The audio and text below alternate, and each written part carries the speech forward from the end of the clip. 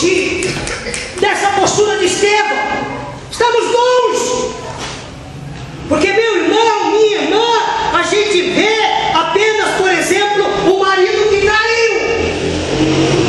A gente não consegue ver além disso.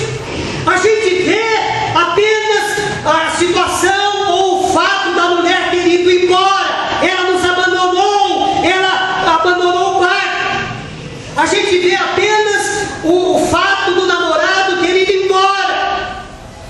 A gente vê apenas o patrão que nos enganou, o chefe que nos mandou embora, o amigo que agiu mal, as pessoas que nos abandonaram na hora que mais precisávamos delas. É só isso que a gente vê. E aí a gente começa a murmurar. Ai, Deus não gosta de mim. Ele não se importa comigo.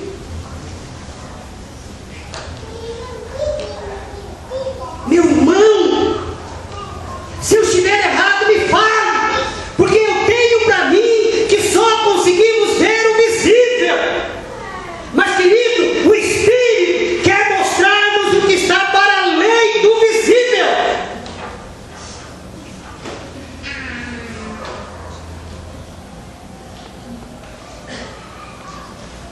Eu já tenho quase 20 anos de ministério pastoral. Quase 20 anos. Fiquei por 10 anos pastoreando a Igreja Batista dos Jardins. Depois, por 5 anos, fiquei na primeira Igreja Batista do Chaves. Mas antes disso, eu já me via como pastor, cuidando de gente. Falei para os irmãos que eu fui o pastor dos seminaristas lá no pensionato enquanto eu era seminarista. Eu pastoreava aqueles meninos. Até brinquei com você que é interessante pastor tentar pastorear seminarista, assim, 30 seminaristas, é uma festa. Porque cada um com a sua história, com o seu contexto. E aí volta e meia eu pegava seminarista chorando, desesperado, você tinha que ir lá, sentar, orar, abrir a Bíblia, brincar, o que está acontecendo? Mas eu louvo a Deus por uma parte de experiência na minha vida.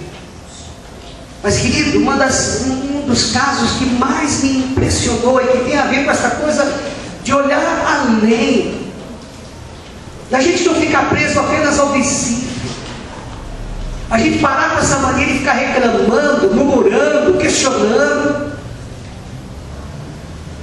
Eu fui chamado para acompanhar uma família que tinha uma filha que estava com câncer. Descobriram que ela estava com câncer aos 2 anos de idade. E ela mais morava no hospital do que na casa. Eu cheguei para a vida desta menina de nome Tainá aos 7 anos. E eu fui uma abençoada por poder acompanhá-la por mais um ano. Eu fiquei acompanhando essa menina dos 7 aos 8 anos. Ela é internada lá no hospital, servidor público estadual. Então, volta e meia eu pegava no telefone, e aí, Tainá, como você está? Oi, pastor. Vozinha de menina. Imagina uma menininha de 7, 8 anos. Aí a gente conversava. Eu dizia, Tainá, quero orar com você agora. Pastor, pode orar. Aí lá. Teve uma dessas vezes que ela está com o telefone aqui segurando e eu orando, e ela com aquela santa reverência, ela quase nem respirava. E aí eu ouço do outro lado a enfermeira chegando lá, a enfermeira entrando no quarto, e vê a Tainá daquele jeito.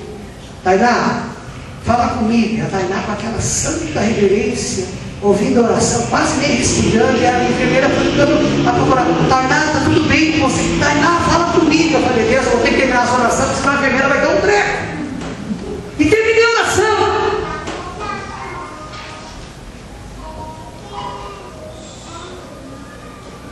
Aí um belo dia, queridos, os médicos que cuidavam dela me disseram o seguinte: pastor, essa menina tem alguma coisa diferente, né? Porque no estado em que ela está, o senhor tem uma ideia que os exames que nós fizemos acusam que o câncer já tomou conta do corpo todo dela. O senhor vê aquela barriguinha dela? Ela tem uma barriguinha bem visível. Aquilo é o câncer, pastor. E era para ela estar gemendo de dor, pastor. Era para ela estar chorando de dor. Sabe o que ela faz, pastor? Eu não sei. Ela canta o dia todo. Ela louva a Deus o dia todo. Ao ponto das enfermeiras adentrarem, pode dizer assim: Tainá, filha, menos porque você está atrapalhando as outras crianças. Para, você está cantando demais, Tainá. Aí um belo dia ela chega para mim e diz assim: pastor, eu sei que eu vou me encontrar com Jesus. Não é nada. Mas não, pastor, posso fazer um pedido para o senhor? Pode, querida. O que foi? Eu quero ir bem bonita, tá? Tá bom, mas o que é isso, bem? Olha a conversa. Pastor, eu quero ir com um vestidinho branco. Tá bom. O que mais? Olha, pastor, um chapeuzinho branco. Tudo bem. O que mais? Pastor, o caixão tem que ser branco. Tudo bem, tá? O que mais? As flores brancas. Tá bom, tá? Alguns dias depois ela morreu. Sabe o que quer dizer isso? Ela viu além do visível. Porque ela ia morrer, ela sabia. Ela poderia começar a chorar porque ela ia deixar a mãe, ia deixar o pai, ia deixar os irmãos. Mas não! Ela viu além do visível. Ela sabia que ela ia se encontrar com Jesus. E ela queria se encontrar com Jesus.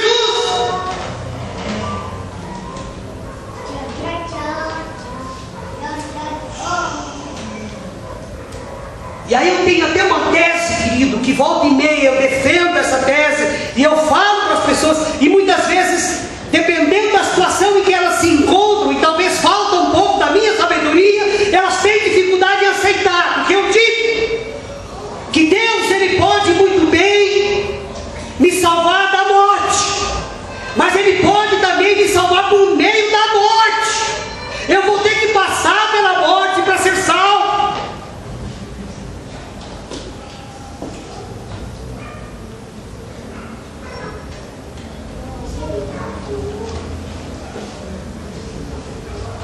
Estevão foi além. Ele viu a vitória e não a derrota. Ele viu a glória e não a traição. Ele viu o amor de Deus e não o ódio. E é por essa razão, e só por essa razão, que ele pode confessar a soberania de Deus. Ele percebeu, queridos, que a soberania do seu Senhor, a autoridade suprema do seu Senhor, era mais poderosa que as pedras.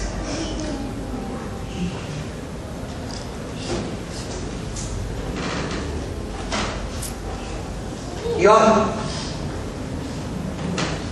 se você crê que Deus é soberano, se você crê que Deus é poderoso, aquele que detém a autoridade suprema, se você crê que Ele controla todas as coisas e que nada foge ao controle dele, saiba de uma coisa: as pedras que lhe jogarem nesta vida vão se transformar em bênçãos.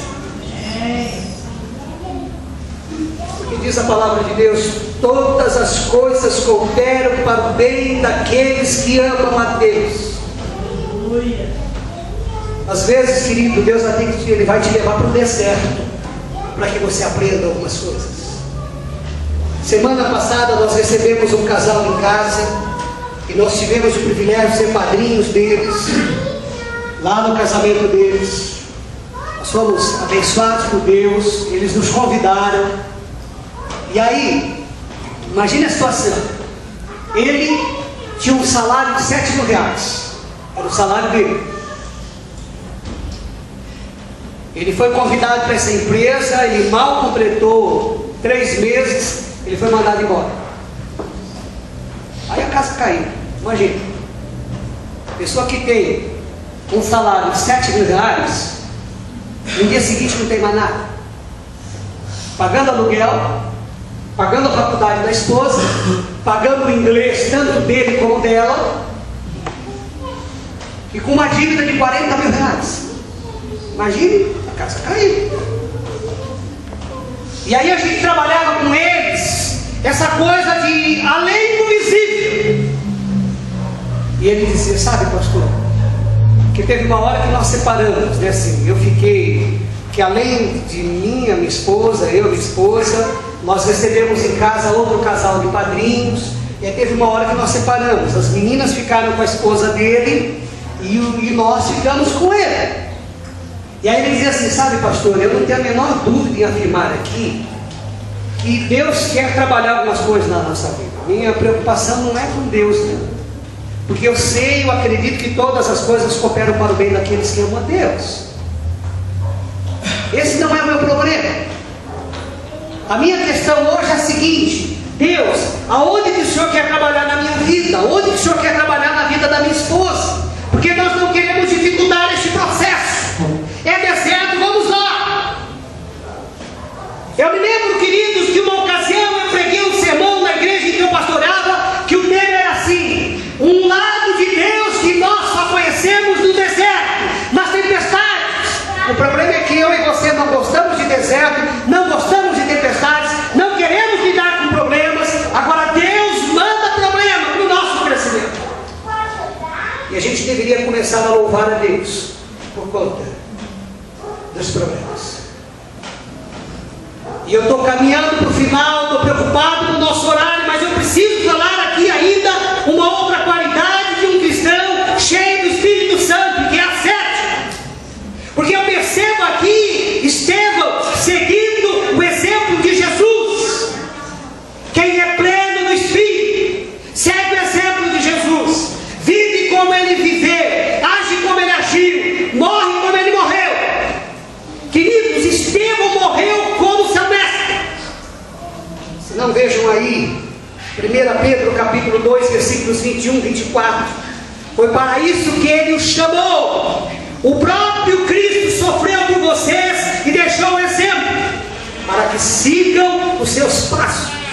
Ele não cometeu nenhum pecado e nunca disse uma só mentira. Quando foi insultado, não respondeu com insultos. Quando sofreu, não ameaçou, mas pôs a sua esperança em Deus, o justo juiz. O próprio Cristo levou os nossos pecados no seu corpo sobre a cruz, a fim de que morrêssemos para o pecado e vivêssemos uma vida correta.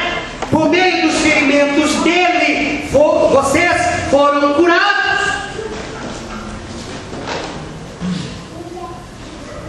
Agora volta lá para o capítulo 7 de Atos, versículo 60.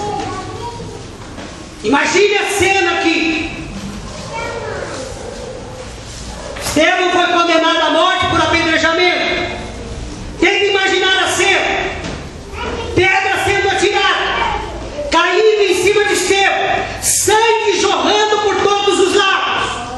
E aí Estevão se ajoelha e grita com a voz bem forte: Senhor, não condenes esta gente por causa deste pecado. E depois morre. Uma pergunta que nós precisamos fazer neste momento: você vê aqui ele insultando aqueles que o apedrejavam? Não! Você vê aqui ele ameaçando os que apedrejavam? Não, querido! Você vê aqui ele amaldiçoando aqueles que o estavam matando? Não! Sabe por quê? Porque ele seguiu o exemplo de Jesus. Ele pediu a Deus que perdoasse aqueles que o apedrejavam. Ele pediu o perdão de Deus aos seus algozes, aquelas pessoas cruéis. Meu irmão, uma pessoa cheia do Espírito não revida ódio com ódio. Uma pessoa cheia do Espírito não devolve o insulto com insulto, a ameaça com ameaça. Pelo contrário, uma pessoa cheia do Espírito, ela procura liberar perdão. Ela segue o exemplo de Cristo. Quais são as marcas que pessoas cheias do Espírito deixam na vida dos outros? Em primeiro lugar, diz aí versículo 15, que ele tinha, o seu rosto era como de anjo.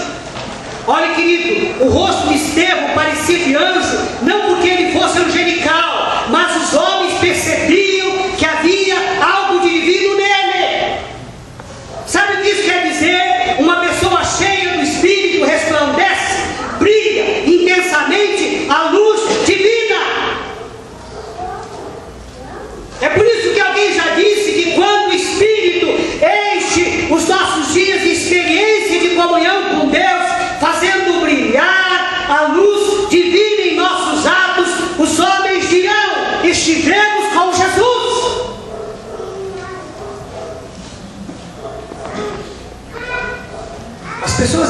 desta comunidade, quando encontra vocês, elas podem afirmar: estivemos com Jesus ou não?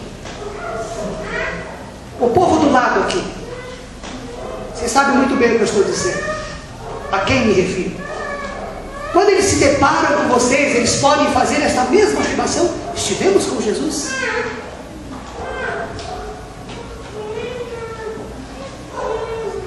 Queridos, essa é uma das marcas da pessoa cheia do Espírito. Há algo de divino